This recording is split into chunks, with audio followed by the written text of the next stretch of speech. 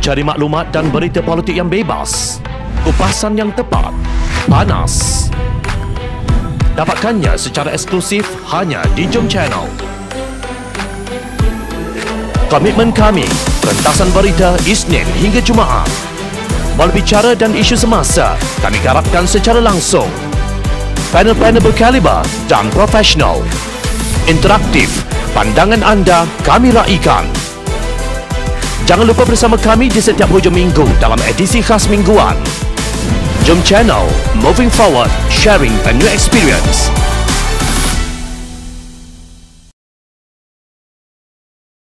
Ikatan Nasional itu majoriti kukuh dan meyakinkan. Dan politik untuk negara. Kita sedang buat perubahan ini. Sumpah saya membentuk satu pakatan. Salam sejahtera, bertemu kembali edisi khas mingguan 029. Saya Zawaz Yusof, antara paparan utama sepanjang minggu ini. Kerajaan Mahyadin diseru jangan sombong, biadab dan derhaka.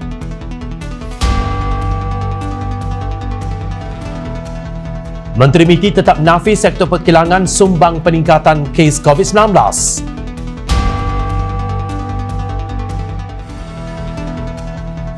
Timbalan Speaker akhirnya mengaku menipu, memperbodoh rakyat. Assalamualaikum dan salam bahagia. Pemuda UMNO mempersoal jaminan kes jangkitan COVID-19 turun ke paras 4,000 sekiranya kilang-kilang penyumbang utama penularan terus dibenarkan beroperasi.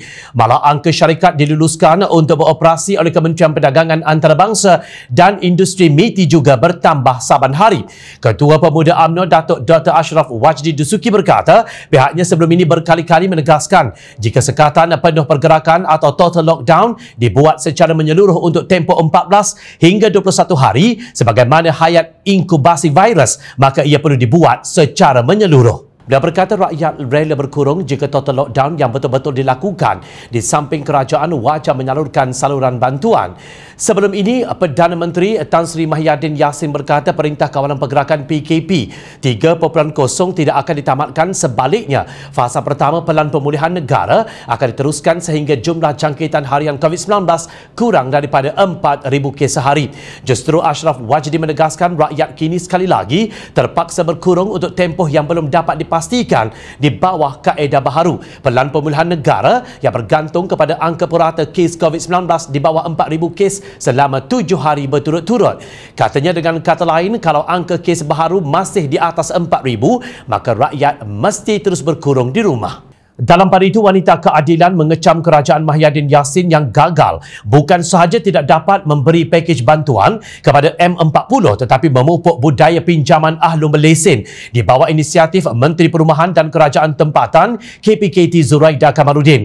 Ketuanya Fuziah Saleh berkata tindakan tersebut akan memberikan impak sosial yang bertambah parah dan bakal menjadi punca keluarga berpecah belah. Untuk rekod kerajaan pada 23 Jun lalu bersetuju membenarkan sektor kredit komuniti atau KK atau pemberi pinjaman wang PPW yang berdaftar bawah KPKT untuk beroperasi berkuat kuasa serta-merta. Persetujuan yang dicapai susulan mesyuarat sidang khas Majlis Keselamatan Negara MKN pada 18 Jun itu menjadikan KK sebagai sektor yang ke-13 disenaraikan sebagai perkhidmatan perlu bawah kluster kerajaan tempatan dalam sistem COVID-19 Intelligent Management System CIMS 3.0. Mengulas lanjut, Fuziah berkata kerajaan juga digesa meneliti 8 agenda penetapan semula ekonomi negara pasca COVID-19 yang dicadangkan oleh Sekretariat Majlis Tindakan Ekonomi atau EAC susulan impak pandemik dengan dikatakan lebih 600,000 isi rumah M40 tergelincir dalam kategori B40. Oleh itu, wanita keadilan menggesa agar kerajaan Mahyadin menyegerakan pelaksanaan moratorium dan menyampaikan bakul makanan secara telus menyeluruh dan menepati sasaran serta mengambil kira data terkini EAC. Tegas beliau, jangan biarkan rakyat menderita lama dalam keadaan menunggu-nunggu tanpa hala tuju kerana kegagalan kerajaan. Sementara itu, Presiden PAS Datuk Seri Abdul Hadi Awang disifatkan sebagai berfikiran cetek dan tidak wajar apabila mengeluarkan kenyataan bahawa haram untuk bersama dengan musuh agama yang merujuk kepada Pakatan Harapan PH dan melabel PH sebagai melampau terhadap Islam.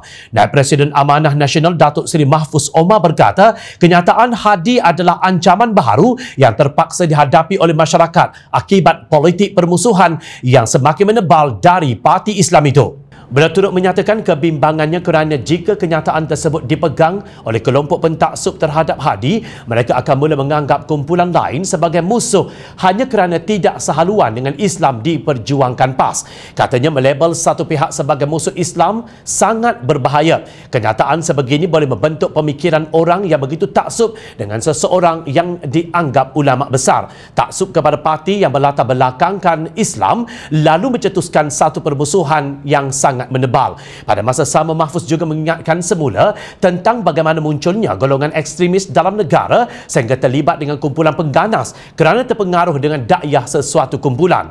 Beliau turut menyifatkan pemikiran Hadi Awang sebagai berbahaya kerana menggambarkan bahawa PAS tidak boleh menerima pemikiran Islam yang diperjuangkan pihak lain. Bahkan katanya apa sahaja pemikiran bertentangan dengan Islam yang dibawa oleh PAS akan dianggap sebagai pemikiran yang salah dan memusuhi agama. Dalam perkembangan lain, sesi parlimen hybrid yang dicadangkan mustahil untuk dilaksanakan kerana memerlukan pindaan ke atas perlembagaan dengan kelulusan majoriti 2/3 ahli parlimen. Ahli Parlimen Pasir Gudang Hassan Karim berkata, pindaan terhadap perkara 62/5 perlu dilakukan namun sukar dilaksanakan pada ketika ini. Katanya ia sukar dicapai dalam keadaan sekarang, sebaliknya beliau lebih menyokong sidang parlimen secara biasa diadakan memandangkan semua ahli parlimen telah mendapat suntikan vaksin COVID-19.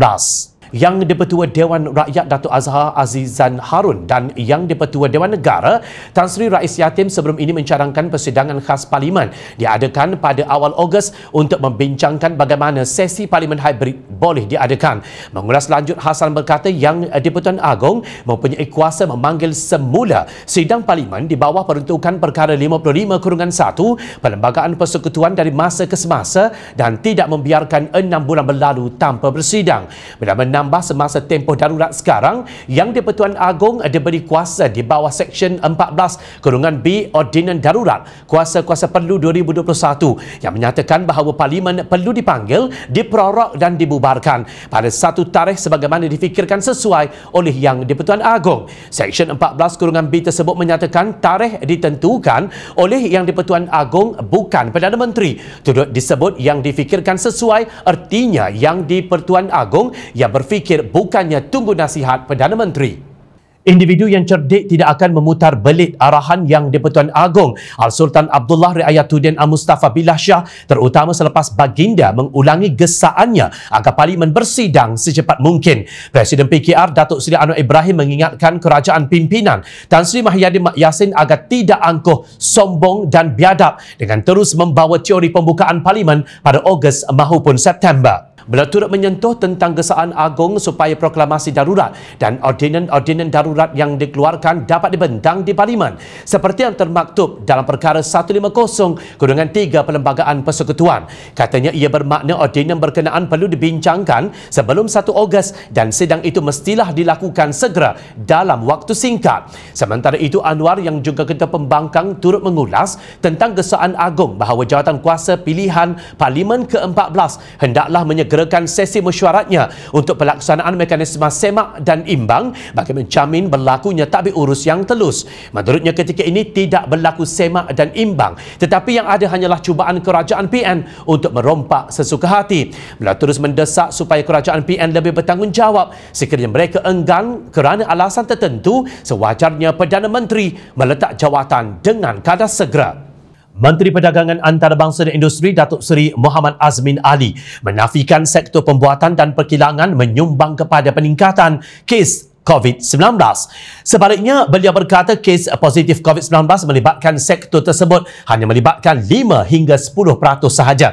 Katanya ia berdasarkan data yang dibekalkan Kementerian Kesihatan KKM terhadap kluster-kluster yang wujud setiap hari adalah tidak benar untuk meletakkan kesalahan kepada sektor ekonomi khususnya pembuatan. Beliau berkata demikian bagi mengulas desakan ramai pihak supaya kilang ditutup kerana terus mencetuskan kluster yang menyumbang peningkatan kes COVID-19 ketika ini. Mengulas lanjut, Azmin Ali berkata kelonggaran atau kebenaran aktiviti sektor ekonomi bersifat perkhidmatan perlu adalah untuk melindungi dan menjaga kesejahteraan ekonomi rakyat, khususnya Malaysia sebagai sebuah negara yang terlibat dalam rantaian bekalan global. Katanya berdasarkan data KKM yang diumumkan juga menunjukkan 75% kes positif ketika ini adalah bersifat sporadik yang bermakna virus COVID-19 telah berada dalam komuniti. Sementara itu, Azmin Ali gagal membatalkan saman yang difailkan 10 pengundi di kawasan parlimennya iaitu Gombak. Keputusan itu dibuat oleh Hakim Mahkamah Tinggi Kuala Lumpur, Dato' Akhtar Tahir, menerusi prosiding yang diadakan secara dalam talian Rabu lalu.